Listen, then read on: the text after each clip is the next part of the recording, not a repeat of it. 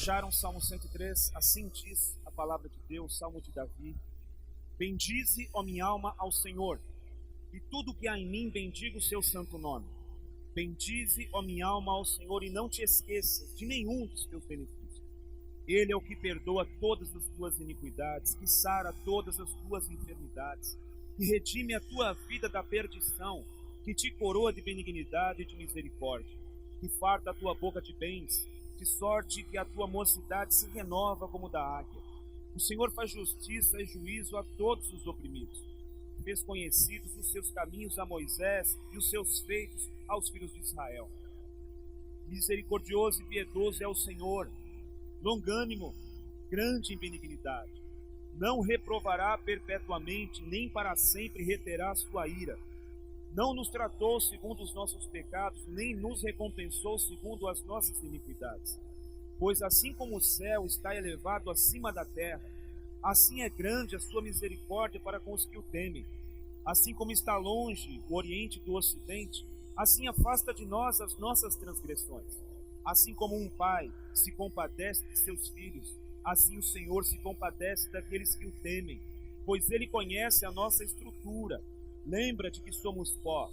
Quanto ao homem, os seus dias são como a erva, como a flor do campo assim floresce. Passando por ela o vento, logo se vai, e o seu lugar não será mais conhecido. Mas a misericórdia do Senhor é desde a eternidade até a eternidade sobre aqueles que o temem, a sua justiça sobre os filhos dos filhos, sobre aqueles que guardam a sua aliança e sobre os que lembram dos seus mandamentos para os cumprir. O Senhor tem estabelecido o seu trono nos céus, e o seu reino domina sobre tudo. Bendizei ao Senhor todos os seus anjos, vós que excedeis em forças, e guardais os seus mandamentos, obedecendo a sua palavra. Bendizei ao Senhor todos os seus exércitos, vós ministros seus, que executais o seu beneplácito. Bendizei ao Senhor todas as suas obras, em todos os lugares do seu domínio. Bendize, ó minha alma, ao Senhor. Amém.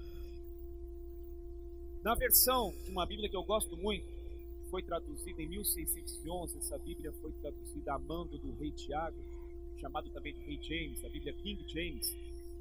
O versículo 1 diz: bendize, ó minha alma, ao Senhor, e todas as minhas entranhas bendigam o seu santo nome. Esse salmo, meus irmãos, é um dos que a língua portuguesa chama de solilóquio, ou seja, solilóquio é a pessoa falando consigo mesmo, ou seja, é você falando sozinho também. Você fala sozinho? Todo mundo que fala sozinho é normal. Se você não fala sozinho, procure um médico. O salmista está falando consigo mesmo, e isso é muito saudável para ele, principalmente no que ele está falando com Deus. Ele está dizendo a sua própria alma, as suas entranhas, a sua psique, ele está dizendo a si mesmo. Lembra-se, alma, de agradecer a Deus. Ele insiste consigo mesmo e reconhece duas verdades. Em primeiro lugar, no versículo 1, o que Deus é. Bendize, ó minha alma, ao Senhor, e tudo que há em mim bendiga o seu santo nome. Ele é Senhor e Ele é santo.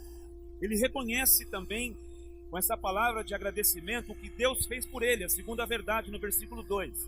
Bendize, ó minha alma, ao Senhor, e não tenha amnésia. Não se esqueça de todos ou de nenhum dos seus benefícios. Não esqueça. Vivemos num mundo totalmente possuído, gente, por insatisfação, por ingratidão, por descontentamento. Hoje o que mais se tem são pessoas insatisfeitas com o governo. Temos razão para isso. Outras insatisfeitas com o trabalho, outras com o salário, outras chateadas e insatisfeitas com o casamento, com os filhos, outras insatisfeitas com o seu celular, outras com o seu carro, outros com a casa em que moram, outros estão insatisfeitos com o tamanho do seu nariz, eu, por exemplo, outros com o cachorro, outros com a igreja que congrega, outros com o pastor da igreja que congrega, até mesmo pessoas insatisfeitas com a própria vida. Então a palavra hoje é muito séria para nós e simples de tudo. Se fizermos uma enquete, todos nós temos pelo menos um motivo para estar insatisfeito com alguma coisa. Todos nós, sem dúvida alguma.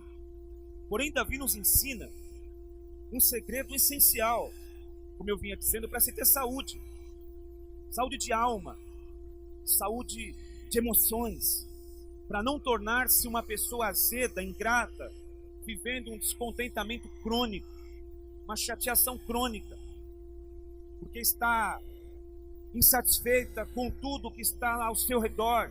Isso traz azedume, isso traz semblante caído, cara quadrada. O rei Davi nos ensina aqui um segredo. Se fôssemos definir o Salmo 103 com uma única palavra, eu acho que todos nós poderíamos dizer a mesma: gratidão.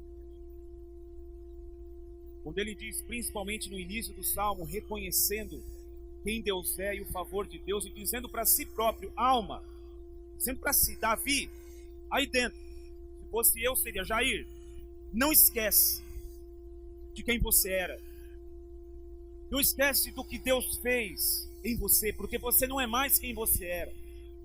Não esquece das coisas que foram acontecendo na trajetória da tua vida, porque em tudo a mão de Deus foi agindo. Então, Jair, não esqueça, nunca.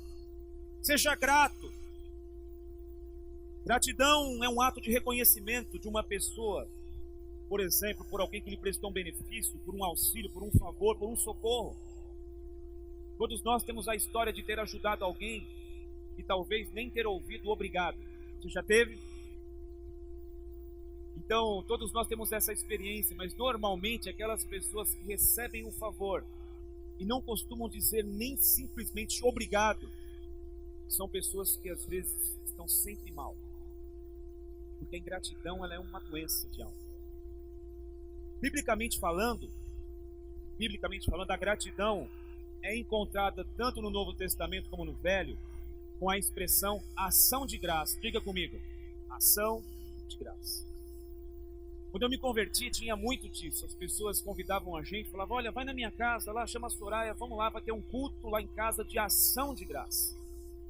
E a gente ia. E o que significava ir naquele culto de ação de graça? Agradecer a Deus. As pessoas se reuniam nos lares para agradecer a Deus.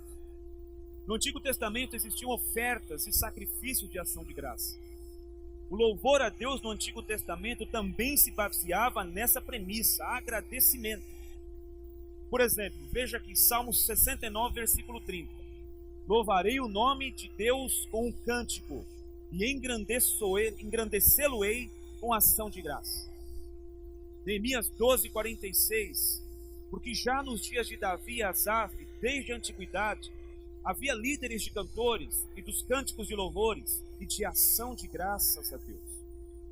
Então, já desde o Antigo Testamento, até o cântico, o culto, o louvor, tinha a ver com ação de graça, com agradecimento. No Novo Testamento, a gente vê, por exemplo, o apóstolo Paulo utilizando a parte da gratidão, essa palavra, como o seu ensino no primeiro século, para algumas igrejas.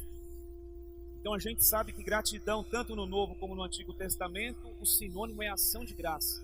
É dizer a Deus obrigado, é estar grato. Colossenses 2,7, o texto diz, arraigados e edificados nele, confirmados na fé, assim como fostes ensinados, nela abundando em ação de graça. Esse mesmo trechinho aqui na Bíblia King James diz, alicerçados e edificados nele, transbordando de gratidão. Colossenses 4,2, perseverar em oração, velando nela com ação de graça. Ou na versão King James, perseverar na oração, vigiando com agradecimento. Filipenses 4,6, quando Paulo fala sobre o mal deste século, ele viveu há 2000 anos atrás, mas a ansiedade hoje é a doença, e é pré-depressão.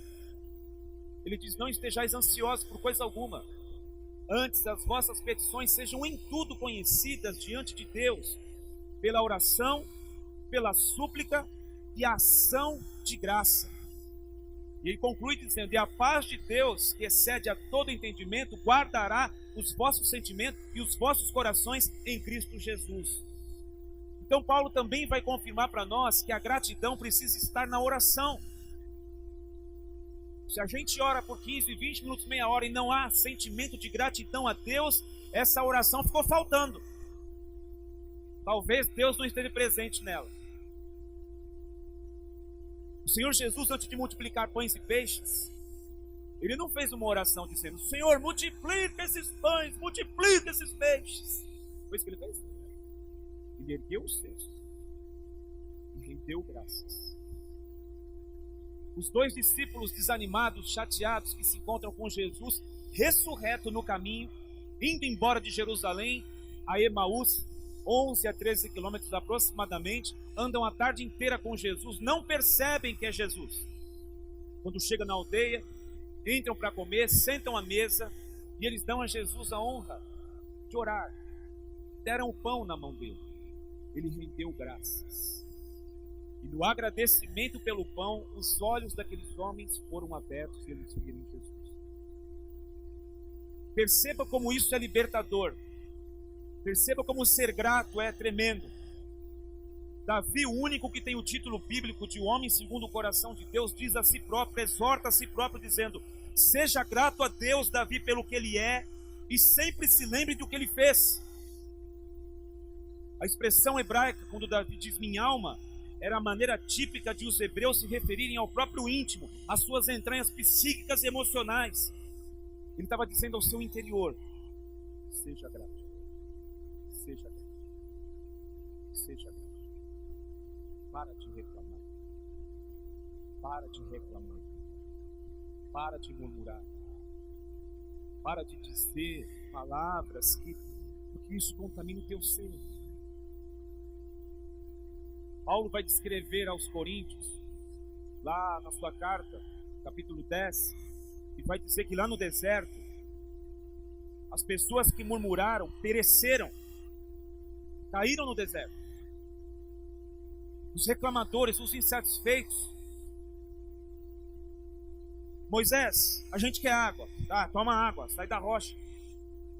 A gente também não quer mais esse maná que cai do céu. A comida caía do céu todo dia. Mas aí tinha que variar, né? Um dia era bolo de maná, no outro dia era torta de maná, no outro dia era suflê de maná, no outro dia era sorvete de maná, no outro dia era bolinho de maná, no outro dia... Nós queremos carne, nós não queremos mais essa comida que cai do céu. Tá bom, toma carne. Aí se juntavam, não, esse Moisés aí não tá com nada não, vamos fazer um bezerro e vamos arrumar outro líder. Só num dia 23 mil pessoas caíram, foram engolidos pelo chão, por causa da insatisfação. Algumas verdades sobre a questão da gratidão, para a gente guardar e sair daqui diferente. Primeiro, o tamanho da minha gratidão pelo que Jesus fez por mim revela a profundidade da minha conversão. Ou seja, o quanto o Evangelho de fato está em mim. O quanto eu sou grato a Deus pelo que Ele fez revela a profundidade da minha conversão. Aí a pergunta é: o quanto somos gratos pelo que Ele fez? O quanto somos gratos por Ele nos fazer nascer de novo? É bom sempre lembrar, né? Nós achamos que nascemos de novo porque a gente escutou uma pregação, levantou a mão e veio para frente. Talvez isso tenha acontecido com a maioria de nós, foi assim comigo. Mas biblicamente, espiritualmente, você não nasceu de novo porque você veio para frente, porque você quis. Amém? Foi Ele que quis. Já leu João 15, versículo 16? Não fostes vós que escolhestes a mim, fui eu que escolhi a vocês, para que vocês possam ir e dar fruto, e o vosso fruto permaneça. Não foi escolha nossa, foi dele. O João, que gostava de chamar a si próprio de discípulo amado, nos capítulos da sua carta, lá no fim da Bíblia, ele vai falar muito sobre o amor. E ele vai dizer também que nós só temos algum relativo amor por Ele, porque Ele nos amou primeiro. Se alguma coisa nos move a levantar as mãos aos céus e adorar e agradecer, isso já vem dele, não é de nós. Então o tamanho da minha gratidão revela a profundidade da minha conversão. Ou seja, uma pessoa que é ingrata com tudo e com todas as coisas, talvez não tenha se convertido ao Evangelho de Jesus Cristo. Faz sentido isso? Segunda coisa, é totalmente incompatível alguém se relacionar verdadeiramente com Deus sem ser grato a Ele. Inclusive o culto que nós prestamos a Deus numa noite como essa, por exemplo, precisa ter como motivação maior a ação de graça. O que nós vamos fazer lá? Render ação de graças. Eu acredito até que aquilo que Ele vai falar, ou que Ele pode falar conosco, quando a gente se reúne aqui para ouvir a Sua voz, ouvir a Sua palavra, adorar o Seu nome, eu acho que está diretamente ligado a um coração grato a Ele. Por exemplo, o Salmo 100, versículo 4, o Salmo 100 parece uma cena de um culto. Celebrai com júbilo ao Senhor, com gratidão. No 100, versículo 4, o texto: entre pelas portas dele com gratidão e em seus átrios com louvor. Louvai e bendizei o seu nome. Entrar nos átrios, entrar pelas portas, falava do local de culto que Israel tinha, tanto o tabernáculo como o templo. Ele vai dizer: quando você entrar, entra dizendo obrigado, obrigado, obrigado, obrigado, obrigado, obrigado, obrigado.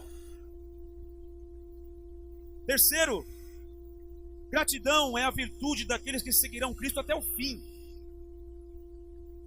Até o fim. Lucas 17, do 11 em diante, fala de 10 leprosos. Nós conhecemos a história. Gente, ser leproso naquela época era a pior coisa que poderia acontecer. Era pior do que ser cego ou do que ser paralítico, porque uma sociedade muito mais preconceituosa do que nos dias atuais, e associava todo tipo de doença ou de deficiência ao pecado. E a lepra era o pior delas, porque ainda tinha contágio. As pessoas tinham que ficar isoladas. Tinha recônditos só para leprosos ficarem.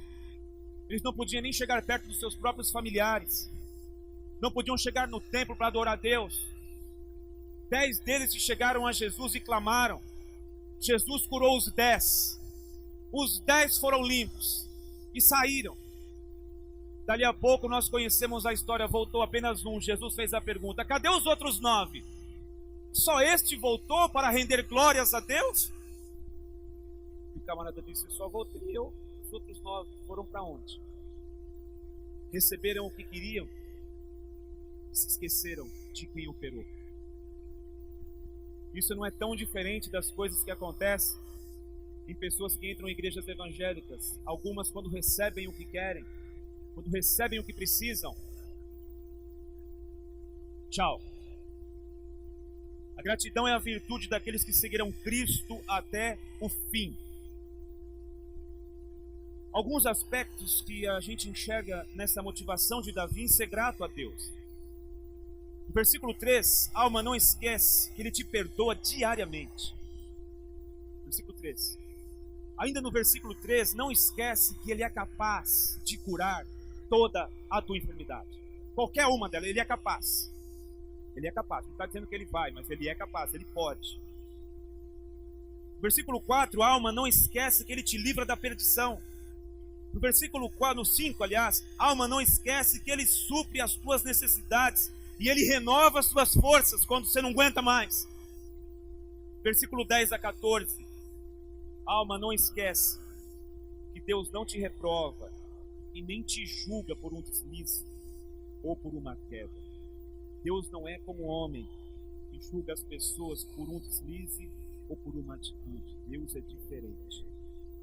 Não nos tratou segundo os nossos pecados. O trato de Deus não foi proporcional ao que a gente merecia. Amém, gente? Por isso que eu já disse várias vezes, e a gente vai tentando desconstruir algumas crenças que vão colocadas na cabeça da gente, e não são bíblicas, não estão ligadas ao Cristo da cruz. Um Deus que quando a gente erra, Ele pesa a mão. Você lembra quando Pedro estava andando pelas águas, sobre as águas, indo em encontro a Jesus e caiu? Se fosse algum de nós, ou se fosse eu, por exemplo, a dizer: bebe um pouco mais de água aí, seu incrédulo. Você não estava andando? Afoga mais um pouco aí. Jesus estende a mão, levanta o Pedro e diz: por que duvidaste? Então eu acredito num Deus que estende a mão, não num que pesa a mão. Porque a gente enxerga Deus a partir de Jesus Cristo.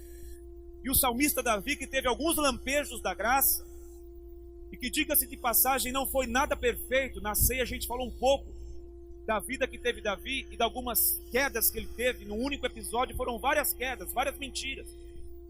Mas ele não deixou de ser um homem segundo o coração de Deus. Principalmente porque era um homem arrependido. E principalmente vai demonstrar para nós aqui que era um homem que tinha gratidão a Deus. O texto vai dizer para a gente: Ele não nos tratou segundo os nossos pecados, versículo 10. Ele não nos recompensou segundo as nossas iniquidades. Percebe, gente? Às vezes eu converso com pessoas, elas estão se sentindo acusadas, culpadas, maltratadas por Deus. E Deus está dizendo: não, não sou eu não, o pecado tem as suas consequências. Eu estou aqui com os braços abertos para te levantar de novo, não para te crucificar. Pois assim como o céu está sobre a terra, assim é grande a sua misericórdia para aqueles que o temem. Assim como está longe o oriente do ocidente, Ele afasta de nós as nossas transgressões. Assim como um pai se compadece dos seus filhos, assim o Senhor se compadece daqueles que o temem. Você já disse para o seu filho que você não ia dar determinada coisa, sei lá por qual motivo? Depois você voltou atrás, entendeu? Acho que todo mundo já fez isso. Porque você se compadeceu. Imagine ele. Ele conhece a nossa estrutura. Disse Davi. E ele se lembra de que nós somos pó. Tenho pena de pessoas que se acham alguma coisa. E vão descobrir, talvez, das maneiras mais duras, nós não somos nada. Nós somos pó. E Deus conhece a nossa estrutura. Isaías vai dizer numa profecia, não, em Jeremias, aliás: Ele não pisará no pavio que fumega, Ele não esmagará a cana que está amassada. Está falando da misericórdia de Deus. O pavio que está quase apagando, isso Ele está falando de Israel, está falando do seu povo, está falando dos seus filhos, já está quase mirrando. Ele não vai lá e pisar em cima, não. Ele vai levantar o pavio, assoprar para que ele incendeie novamente. Por isso a gente tem que ser grato a Deus. Mais uma verdade para nós: Davi nos ensina a caminhar na contramão do ser humano normal. Porque qual que é a via normal do ser humano? Ele costuma valorizar aquilo que ele deseja e aquilo que ele perde.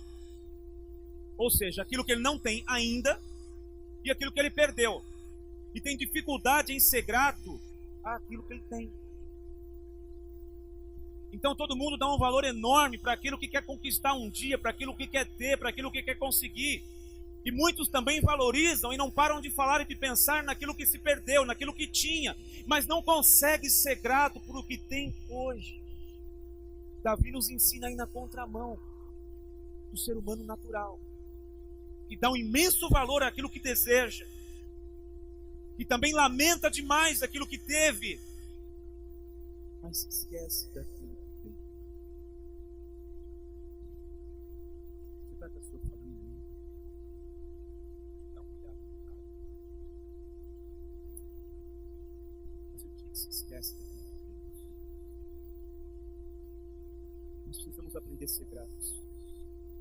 O Salmo 116, versículo 12: esse homem que não foi nada perfeito, aliás, muito longe de ser perfeito, os erros de Davi foram crassos. Ele fez um censo, já ouviu essa história? Porque ele orgulhou o coração quando unificou o reino, quando tinha um grande exército, e Deus já tinha falado através de um profeta: não faz isso, Davi. Ele quis se orgulhar do seu grande exército, mandou fazer uma contagem, mandou o IBGE fazer lá. Quando ele terminou aquilo, 70.000 pessoas morreram. Então Davi não tem nada de perfeito, mas ele diz no Salmo 116, versículo 12: o que darei eu ao Senhor por tantos benefícios que me tem feito? O mínimo que podemos dar é toda a nossa vida em gratidão, em oferta àquele que se entregou por nós. Precisamos cantar já já.